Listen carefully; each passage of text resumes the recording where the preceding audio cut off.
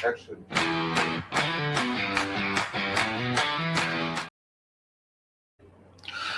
আলাইকুম দর্শক, আমন্ত্রণ জানাচ্ছি beyond border sports presence dugout dialogue powered by Netex internet streaming partner rapid hole BD.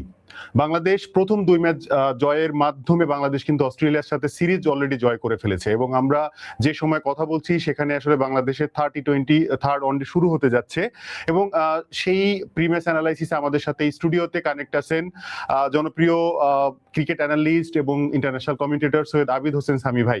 Sami ভাই, আসসালামু আলাইকুম, কেমন আছেন? ওয়ালাইকুম আসসালাম মান্না ভাই। we are heading towards for the third ODI. hope so ভালো হবে।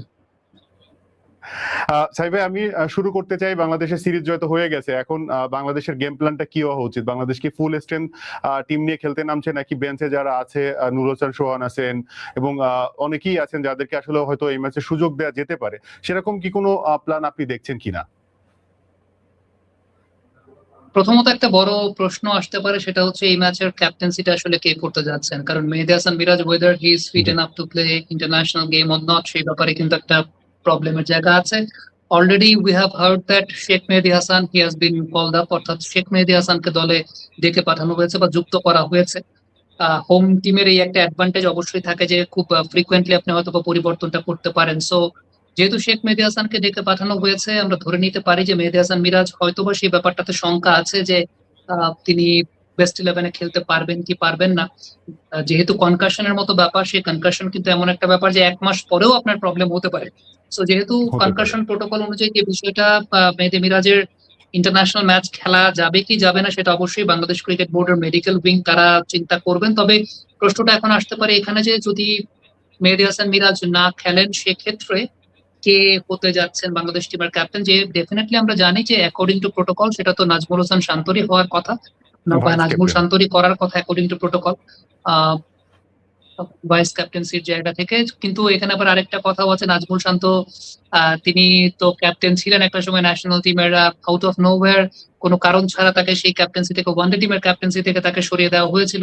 Although he was in his supreme touch, বেশ ভালো ফর্মে ছিলেন।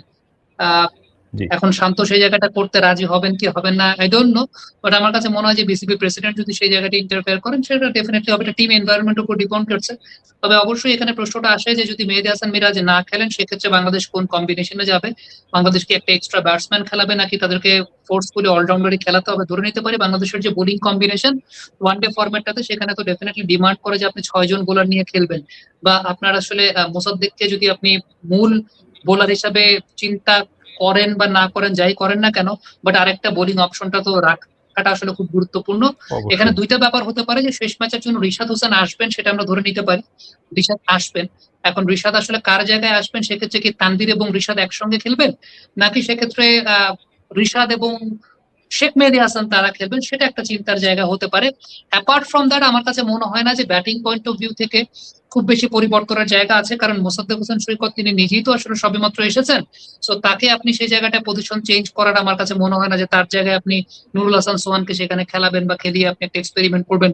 4 নম্বর পজিশনটাতে লিটন কুমার দাস ভালো কদিন ধরে খেলছেন, ফর্মে ছিলেন, এই সিরিজে 2টা ম্যাচে কিন্তু এক্সপেক্টেড ফর্মের ব্যাটিংটা করতে পারেন নাই। So he also needs some game practice. আর ওয়ানডে ফরম্যাটে আইসিসি ওডিআই কোয়ালিফায়ার্স এর জন্য কিন্তু আপনাকে পূর্ণ পয়েন্ট অর্জন করাটা আসলে খুব জরুরি। অস্ট্রেলিয়ার মতো টিমকে আপনি হোয়াইট ওয়াশ করবেন সেই সুযোগটা হাতছাড়া না করাটাও খুব জরুরি। আমার কাছে মনে হয় না যে বাংলাদেশ ব্যাটিং নিয়ে খুব বেশি এক্সপেরিমেন্ট করতে যাইবে। ব্যাটিংটা অ্যাজ ইট ইজ যেমনটা ছিল তেমনই বাংলাদেশের থাকবে। বিশেষ করে আমি যদি ওপেনিং এ চিন্তা করি, তানজিদ তামিম, সৌম্য সরকার, তার পরবর্তী পর্যায়ে নাজমুল হোসেন শান্ত, লিটন কুমার দাস, তাওহিদ হৃদয়, এই ফরম্যাটে বাংলাদেশ যাবে এবং followed by Mosaddek Hossain Saikat. Now the question is যে বাংলাদেশ কি করবে সেখানে? শেখ মেহেদী হাসানকে কি সেখানে ইনক্লুড করবে নাকি রিশাদ হোসাইনকে ইনক্লুড করবে? তানভীর রিশাদ একসঙ্গে খেলবেন, এখানে একটা ব্যাপার কিন্তু রয়ে যায়, সেটা হচ্ছে মিরাজ যেই স্ট্যান্ডার্ডের ব্যাটিংটা করতে পারেন, অলদো আমি ধরে নিচ্ছি সেটা খুব বড় স্ট্যান্ডার্ডের ব্যাটিং না, কিন্তু তারপরও রিশাদের ওয়ানডে ব্যাটিং কি আসলে ততটা আপ টু দ্য মার্ক কিনা যে আপনি রিশাদকে অ্যাজ এ বোলিং অলরাউন্ডার খেলাবেন? রিশাদ আমরা জানি he is a very good spin hitter, he is a very good spin basher, কিন্তু আপনি যখন ওয়ানডে ফরম্যাটটা করছেন you have to bat deep. ওই জায়গাটাতে রিশাদ কতটুকু আসলে ব্যাট হাতে কার্যকর হবেন সেটা একটা প্রশ্নের জায়গা আছে। You never know. আমার কাছে মনে হয় যে এনিথিং ক্যান হ্যাপেন, বাট যেহেতু বোলিং এর একটা ব্যাপার রয়েছে, আপনার বোলিং টা কোটাটা পূর্ণ করাটা খুব গুরুত্বপূর্ণ। সো আমার কাছে মনে হয় যে নুরুল হাসান সোহানের সুযোগটা আসলে খুব বেশি হবে না, বাংলাদেশ তাদের ওই অলরাউন্ডার সেট আপেই যাবে। সেক্ষেত্রে সামি ভাই, বোলার যে আমরা ম্যাচে যে বোলারদেরকে পেস বোলিং ইউনিটটা দেখছি, সেখান থেকে কি কোনো চেঞ্জেস আসছে, নাকি যারা এর আগের দুটো ম্যাচ খেলেছেন তারাই খেলছেন? আমার মনে হয় যে পেস বোলিং সেটআপে তো অবশ্যই পরিবর্তন আসবে, অবশ্যই ফাইন টিউনিং আসবে। এটা ডিপেন্ড করে টিম ম্যানেজমেন্ট জানে যে আসলে কার ওয়ার্কলোড লিমিটটা আসলে অনেক বেশি মাত্র এক্সিড করার দ্বার প্রান্তে, whether it can be Nahid Rana, or it can be Taskin ji. Ahmed, or it can be Mustafizur Rahman. Shoriful তো he is definitely coming in, Shoriful অবশ্যই ইন করছেন লাইন আপটাতে, সে ব্যাপারে কোনো সন্দেহের জায়গা নেই। তবে কার জায়গায় আসছেন তিনি সেটাই আসলে দেখার বিষয়। সেটা ডেফিনেটলি ডিপেন্ড করবে যে এই মুহূর্তে টিমের মধ্যে কার ওয়ার্কলোড লিমিটের জায়গাটা বেশি এক্সিড করা। জি। ওকে সামি ভাই, আমরা অস্ট্রেলিয়ার কিন্তু রিসেন্ট টাইমের পারফরমেন্স দেখছি। বাংলাদেশের সাথে দুটো ওয়ানডে হেরেছে, পাকিস্তানের সঙ্গেও কিন্তু দেখেছি যে ওই ফর্মটা কিন্তু ক্যারি করছে না। তো আমরা যদি একটু আপনার কাছে জানতে চাই যে পাকিস্তানের লাস্ট ওডিআইটাতে আসলে জেতার জন্য কি গেম প্ল্যান হওয়া উচিত, কিংবা 11-এ তারাও কি আসলে খুব বেশি চেঞ্জেস করতে পারে কিনা, যেহেতু মিচেল মার্শ আসছেন দেশে? এখন আমরা তো শুনছিলাম যে মিচেল মার্শ শুধুমাত্র টি-20 সিরিজটার জন্য অ্যাভেলেবল। এটা কিন্তু একটু নতুন করে কনফার্ম করা উচিত, সেটা হচ্ছে ওয়েদার মিচেল মার্শ ইজ মানে available for ODI series also not. যদি ওডিআই সিরিজে মিচেল মার্শ অ্যাভেলেবল থাকেন বা তাকে যদি খেলায়, সেক্ষেত্রে ডেফিনেটলি আমার মনে হয় যে শর্ট ব্যাক টু ব্যাক দুটো ম্যাচে খারাপ খেলেছেন, অথবা মিচেল মার্শকে সেই জায়গাটা সুযোগ দিতে চাইবেন। আদারওয়াইজ অস্ট্রেলিয়ার এই লাইন আপে আমি খুব বেশি পরিবর্তন হওয়ার সুযোগটাও দেখি না, কারণ they will also try to avoid the whitewash against Bangladesh, কারণ এটা জি। It's a matter of reputation. Australia তারা এমনিতেই জাতিগতভাবে খুবই উন্নাসিক, এবং অস্ট্রেলিয়ান ক্রিকেট বোর্ড তারাও ডেফিনেটলি বাংলাদেশের এগেইনস্টে হার এবং বাংলাদেশের এগেইনস্টে হোয়াইট ওয়াশ, এটাকে তো ডেফিনেটলি তারা এড়াতে চাইবে। So they will try to bring out the best possible combination to সেভাবে। র্যাপ আপ দ্য ম্যাচ, কারণ it's really a matter of reputation for team Australia যে তারা বাংলাদেশের এগেইনস্টে হোয়াইট ওয়াশ হবে। এবং আমরা জানি যে ক্রিকেট বিশ্ব আসলে বাংলাদেশকে পাত্তা দেয় না, এইরকম তিনটা নেশনের মধ্যে কিন্তু অস্ট্রেলিয়াও আছে। সো এই জায়গাটা খুব গুরুত্বপূর্ণ ব্যাপার হয়ে দাঁড়াবে যে অস্ট্রেলিয়া আসলে খুব বেশি এক্সপেরিমেন্টাল ফেজে আছে। যাবে না। মধ্যের জিনিস, বাট এই সিরিজের বাইরে একটু ছোট্ট একটা টপিক নিয়ে আপনার সঙ্গে একটু কথা বলতে চাই। আমরা গতকালকে একটা ইনসিডেন্ট দেখেছি সোশ্যাল মিডিয়া, টিভিতে, নিউজ পেপারে, যেখানে বাংলাদেশের টেস্টের নিয়মিত মুখ আমরা যদি বলি নাঈম হাসান, ওনাকে নিয়ে পুলিশের একটা হেনস্থা এবং পুলিশের একটা জেরা, কিংবা আমরা যেটা শুনেছি নাঈম হাসানের মুখ থেকে ওনাকে মারা হয়েছে কিংবা ওনার সাথে খুব খারাপ বিহেভ করা হয়েছে এবং থানা পর্যন্ত গেছে সেটা। এবং এইখানে যেটা জানতে চাওয়া যে বাংলাদেশের ক্রিকেটের যদি বলি ক্রিকেটারদের একটা সংগঠন কোয়াব, তাদের একটা স্টেটমেন্টে আমরা দেখলাম, কিন্তু অ্যাক্টিভলি তাদেরকে আর কোনো অ্যাপ্রোচ আমরা ওইভাবে দেখিনি। হতে পারে তারা হয়তো অন টু অন কোনো কিছু করেছেন কিনা, কিন্তু অনলাইনে শুধু আমরা একটা স্টেটমেন্ট দেখেছি এবং বিসিবির পক্ষ থেকেও হয়তো এটার প্রতিবাদ কিংবা হয়তো এই টাইপেরই জিনিস দেখেছি। আসলে অ্যাকচুয়ালি আপনার কাছে কি মনে হয় যে ক্রিকেটার আসলে ন্যাশনাল লেভেলের একজন ক্রিকেটারকে বাংলাদেশের পুলিশ দেখছেন না, কিংবা এই টাইপের একটা হেনস্থা হওয়াটা এটা আসলে কতটুকু বাংলাদেশের ক্রিকেটের জন্য ভালো? বাংলা ভাই, প্রথমত আমরা যখন ছোট স্কুলে পড়ি সেই সময়টাতে পত্রিকার পাতায় আমরা একটা শিরোনাম দেখেছিলাম যে কমনওয়েলথ গেমস এর স্বর্ণজয়ী শুটার আসিফ হোসেনকে পুলিশ প্রহার করেছে বা পুলিশ মেরে রক্তাক্ত করেছে, এবং তাকে হ্যান্ডকাপ করিয়ে জি। কোর্টে চালানো খুব সম্ভবত দেওয়া হয়েছিল। আমি কথাটা কোর্টে চালান দেওয়া হয়েছিল কি হয় নাই, ছোটবেলার ঘটনা তো আমি খুব বেশি মনে করতে পারছি না। কিন্তু বাংলাদেশে কিন্তু এরকম নজির আছে যে ন্যাশনাল কালারদের সঙ্গে কেমন বিহেভ করা হয়। এখন আমরা নাইম হাসানের ক্ষেত্রে দেখতে পেলাম ব্যাপারটা কিন্তু সিমিলার কাইন্ড অফ ইনসিডেন্টই কিন্তু ঘটেছে। আসিফ হোসেন খানের সঙ্গে আরো ভয়ঙ্কর ঘটনাই ঘটেছিল, তাকে মেরে রক্তাক্ত করা হয়েছিল। আপনি একটু চিন্তা করে দেখেন যে আসিফ জি। হোসেন খান যে কমনওয়েলথে স্বর্ণ জিতেছিলেন, সেই কমনওয়েলথে রৌপ্য জিতেছিলেন অভিনব বিন্দ্রা। পরবর্তী সময়ে সে অভিনব বিন্দ্রা কিন্তু অলিম্পিক্সে স্বর্ণ জিতেছেন। ইন্ডিয়া তাদের এলিট অ্যাথলেটদেরকে বা ইন্ডিয়া তাদের পাবলিক ফিগার বলি কিংবা তাদের ন্যাশনাল কালারদেরকে এমন ভাবে ট্রিট করে, অভিনব বিন্দ্রাদেরকে এমন ভাবে ট্রিট করে যেখানে তারা ব্রোঞ্জ থেকে অলিম্পিকে, কমনওয়েলথে ব্রোঞ্জ থেকে অলিম্পিকে স্বর্ণ জিততে পারে। সেই জায়গাটা আমরা আমাদের ন্যাশনাল কালারদেরকে এমন ভাবে স্বর্ণ ট্রিট দিতে করি পারে। যেখানে পুলিশের মার খেয়ে ক্যারিয়ারই শেষ করে ফেলতে হয়। আসিফ হোসেন খানের ক্যারিয়ারটা কিন্তু এভাবেই শেষ হয়ে গিয়েছিল। সো সিমিলার ইনসিডেন্ট আমরা নাইমের ক্ষেত্রে দেখতে পেয়েছি, এবং this is how Bangladesh actually treats their national colours and public figures. আপনি যদি গেল 5-7 বছর আগে চিন্তা করেন, তাহলে বাংলাদেশ ব্যাংকের একজন এডি যিনি সময় টেলিভিশনের নিউজ পড়েন গোলাম রাব্বি ভাই, তার সঙ্গেও কিন্তু এরকম পুলিশ জি। টেম্পোতে উঠিয়ে নিয়ে তাকে ব্ল্যাকমেইল এবং তাকে প্রহার করা হয়েছিল, এবং তিনিও সেই জায়গাটা মনস্তাত্ত্বিক এক ধরনের টর্চারের মধ্যে ছিলেন। যে বিষয়টা দেখা যায় যে আসলে যারা আইন শৃঙ্খলা রক্ষাকারী বাহিনীর কিছু কিছু সদস্য আছেন যারা সত্যি কথা বলতে আহ তাদের সীমাবদ্ধতার জায়গাটা কেমন, তাদের আউট নলেজটা আসলে খুব বেশি থাকে না, তারা এই কালারদেরকে চিনতেও পারেন না। এটা আমি প্রথমত একটা বিষয় বলছি যে সেটা হচ্ছে যে শুধুমাত্র তো ন্যাশনাল কালার না, যে কোনো মানুষের সঙ্গে আইনের প্রোটোকল তো অবশ্যই থাকবে, আইনের প্রোটোকলের প্রতি আমাদেরকে সবার শ্রদ্ধাশীল জন্য হতে হবে। সমান হওয়া উচিত। সেই আইনের প্রোটোকল যাতে মানুষের জন্য হ্যারাসমেন্টের পর্যায়ে না চলে যায়, সেটা শুধুমাত্র পাবলিক ফিগার বা ন্যাশনাল কালার না, যে কোনো সাধারণ মানুষের জন্য যাতে না চলে যায়, সেই ব্যাপারটার জন্য কিন্তু দৃষ্টান্ত হওয়াটা খুব জরুরি। দ্বিতীয় ব্যাপার হচ্ছে যারা ন্যাশনাল কালার আছে, এটা কিন্তু একটা লজ্জার বিষয়, তাই না? এই নাইম হাসান পরবর্তী সময় জিম্বাবুয়ের সঙ্গে তিনি অবশ্যই। খেলতে যাবেন, টেস্ট সিরিজ খেলবেন। আসিফ হোসেন খান কমনওয়েলথে রৌপ্য জিতেছিলেন, মানে অলিম্পিকের স্বর্ণ জয়ের তার সম্ভাবনা ছিল। সো বাংলাদেশকে যারা সার্ভ করেন, বাংলাদেশকে যারা রিপ্রেজেন্ট করেন, সেই মানুষদের সঙ্গেই যখন এরকম ঘটনা ঘটে, তাহলে সাধারণ মানুষের সঙ্গে কি কি ঘটে সেটা তো আপনি আমি আসলে ধরে নিতেই পারে, আপনি আমি জানি যে আসলে কি কি ঘটনা ঘটে। সো এটা একটা অত্যন্ত লজ্জার বিষয় বলতে পারি। যে আমরা আমাদের দেশের একজন ন্যাশনাল কালারকে প্রাপ্য সম্মান সাধারণ মানুষকে তো দিতে পারিই না, সেটা তো আউট অফ সিলেবাস। সেটা তো সবচেয়ে বড় হতাশার জায়গা। আমরা আমাদের ন্যাশনাল হতাশার জায়গা। কালারদেরকেও যোগ্য সম্মানটা দিতে পারি না। তাহলে যে দেশে আসলে ন্যাশনাল কালারদের সঙ্গে এরকম ট্রিট করা হয়, সে দেশে অদূর ভবিষ্যতে আর কোন ছেলেটা ন্যাশনাল কালার হিসেবে দেশকে রিপ্রেজেন্ট করতে চাইবে? এবং এই কারণেই সম্ভবত আমাদের দেশের যারা মেরিটোরিয়াস ছেলেপেলে আছে, বিভিন্ন সেক্টরে কাজ করে, তারা দেশের বাইরে চলে যায়। আমার কাছে ব্যক্তিগতভাবে বান্না ভাই একটা বিষয় মনে হয়, সেটা হচ্ছে ছোটবেলায় যদি বাবা মায়ের কথা শুনতাম, তাইলে পরে হয়তোবা এই দেশে আমি থাকতাম না, এবং আমার যদি ক্ষমতা থাকতো, আমি আসলে এই দেশে থাকতাম না, সত্যি কথা যেটা। এবং বিয়ের পরে যদি ওয়াইফের কথা শুনতাম, হয়তোবা এখনো এই দেশে থাকতাম না, হয়তোবা দেশের বাইরেই চলে যেতাম। এই ধরনের ইনসিডেন্ট দেখলে আরো অনেক বেশি মাত্রায় আফসোস আসলে কাজ করে যে আমাদের এই দেশটাতে সত্যি কথা বলতে, এটা আজকে আপনার সঙ্গে আমি কথা বলছি, আজকে রাতে যে আমি similar kind of incident face করব না, সেটার কিন্তু কোনো গ্যারান্টি আসলে নাই। কারণ গ্যারান্টি যারা নেই। আসলে ওই সময়টায় ডিউটিতে থাকেন, তাদের জ্ঞানের সীমাবদ্ধতাটা আসলে এত পরিমাণের থাকে, ম্যাক্সিমাম নাম্বার অফ অফিসার, আমি সবার কথা বলছি না, আইন শৃঙ্খলা রক্ষাকারী বাহিনীতে আমার অনেক বন্ধু আছে, অনেক মেরিটোরিয়াস অফিসাররা আছেন, অনেক আউট নলেজ সমৃদ্ধ অফিসাররা আছেন, সেটা অবশ্যই আছেন। কিন্তু বেশিরভাগ ক্ষেত্রেই এমন মানুষজন ডিউটিতে থাকেন যাদের আউট নলেজের জায়গাটা অনেক কম। খুব রিসেন্ট পাস্টের একটা ঘটনায় যদি বলি যে আমার গাড়ি যেখানে প্রেস মিডিয়ার স্টিকার লাগানো ছিল, আমাকে যখন চেক করা হয়েছে, ঠিক আছে পুলিশের প্রোটোকল তো আমি তো চেক করবোই, আমাকে জিজ্ঞেস করছে যে আমার গাড়িতে ব্যাট কেন, ক্রিকেট ব্যাট কেন। আমি অবশ্যই। উত্তর দিয়েছিলাম যে বাংলাদেশে আমার গাড়িতে ক্রিকেট ব্যাট থাকবে না তো কার গাড়িতে ক্রিকেট ব্যাট থাকবে? সো আলটিমেটলি তাকে আমার ক্লারিফিকেশন দিতে হচ্ছে, তার তো এটা খুব কমন সেন্সে বুঝে নেওয়া উচিত। আমি বাংলাদেশ ক্রিকেট বোর্ডের উপদেষ্টা ছিলাম, বোর্ড প্রেসিডেন্টের, আমি ক্রিকেট কমেন্ট্রি করি, আমি ক্রিকেট অ্যানালাইসিস করি। তার মানে তাদের আউট নলেজটা আসলে কোন লেভেলের, তারা এই সমস্ত বিষয় সম্পর্কে জানেন না।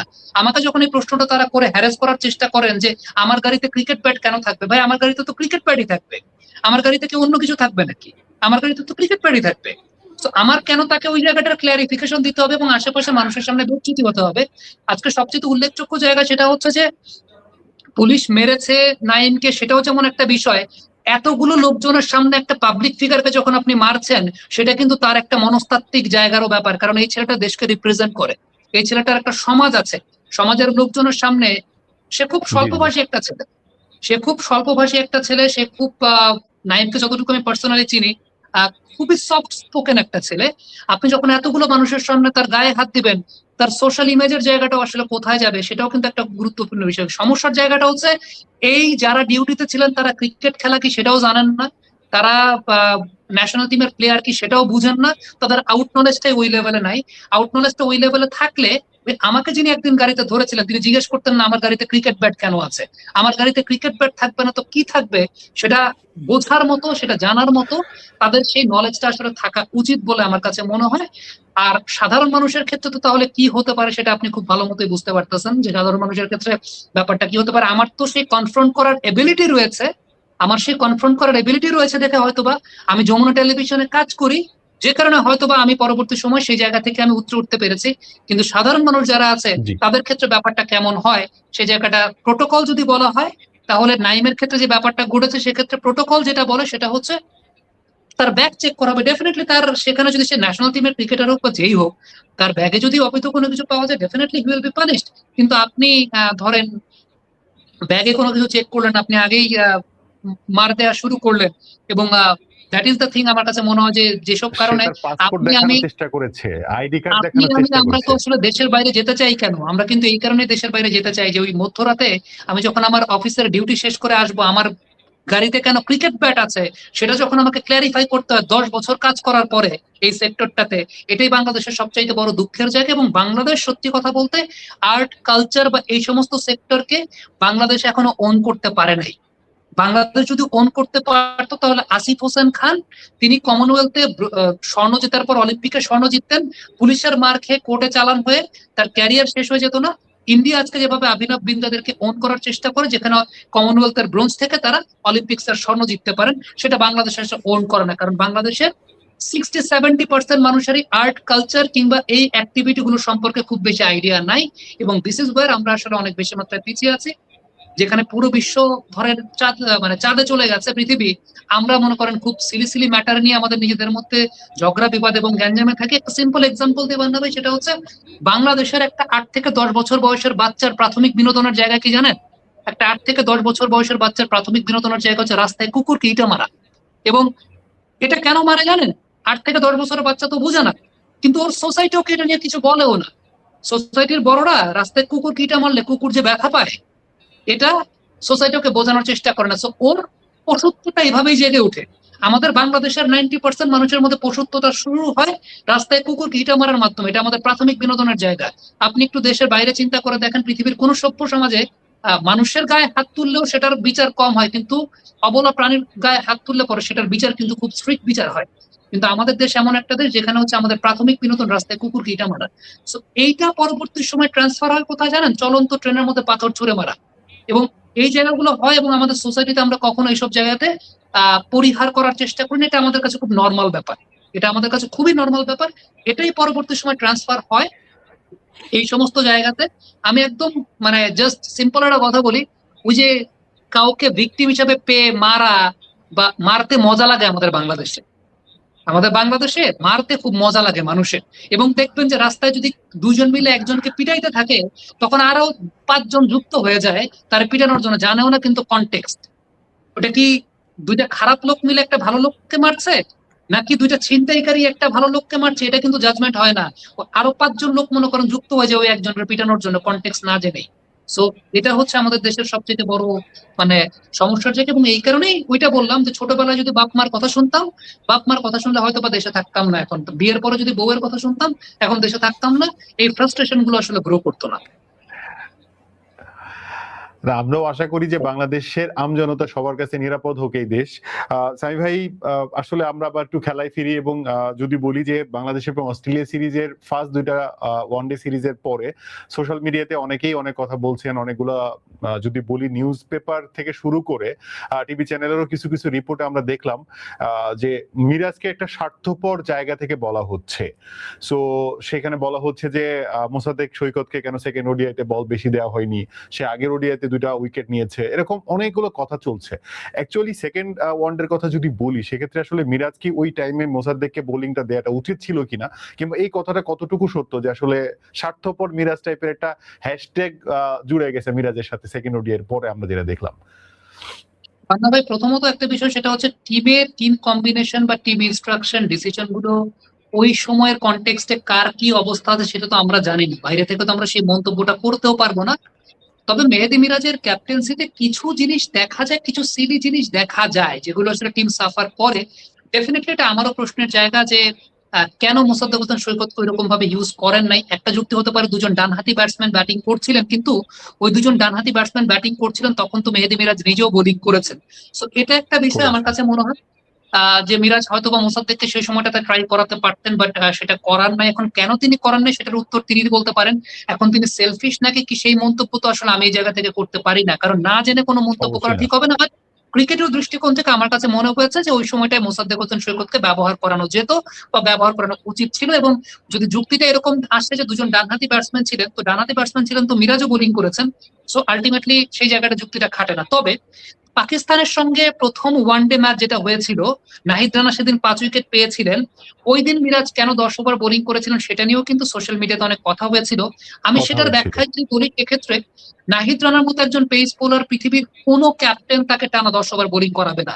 আমি তো আরো বলবো যে 7 ওভার টানা বোলিং করিয়েছেন, সেটাই কিন্তু অনেক এক্সেসিভ ওয়ার্কলোডের ব্যাপার অনেক। নাহিদ রানার জন্য। দ্বিতীয়ত একটা ব্যাপার হচ্ছে, পাকিস্তানের ওই টিমটাতে কিন্তু মাঝখানে 5 জন বাঁহাতি ব্যাটসম্যান ছিলেন।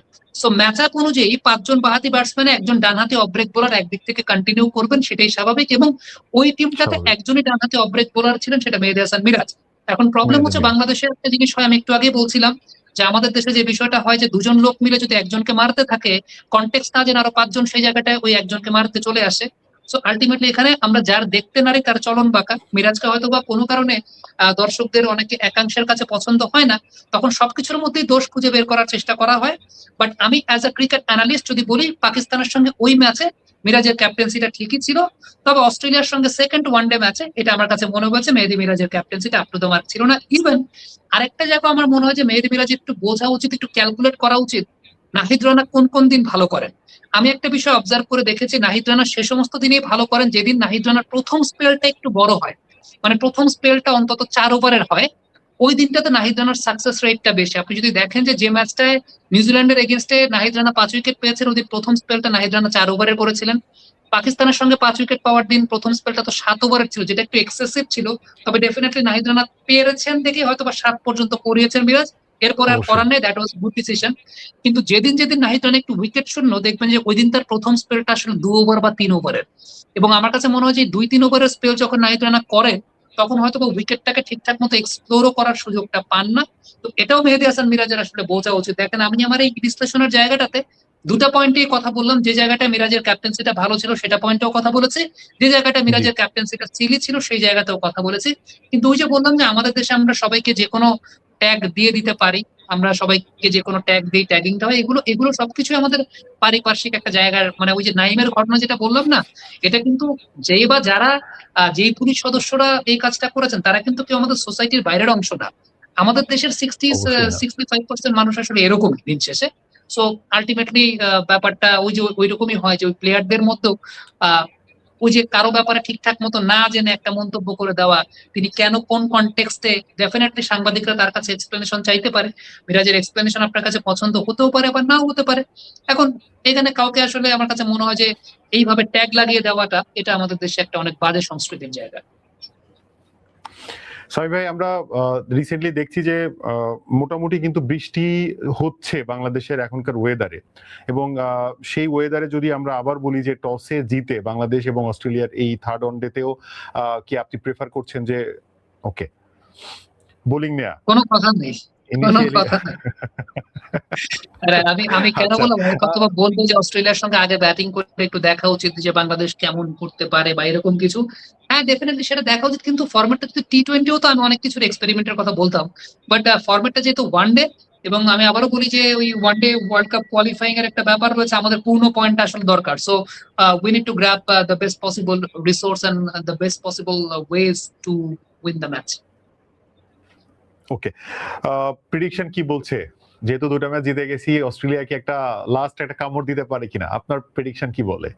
কামড় তো দেওয়ার ইচ্ছা তো সবারই থাকবে বা কামড় তো দিতে চাইবে, বাট আমার কাছে মনে হয় যে অস্ট্রেলিয়ার এবিলিটির জায়গাটা ইন সার্টেন কন্ডিশন, এবং বাংলাদেশের যে bowling ability, definitely it will depend যে কালকে বাংলাদেশের পেস বোলিং কম্বিনেশন একটা পরিবর্তন তো আসবে। শরীফুল খেলবেন, আর জি। সেটা তাসকিন বা নাহিদ রানা যে কারো জায়গায় আসতে পারে, এটা কিন্তু বাংলাদেশের জন্য একটা বিগ লসও বলবো।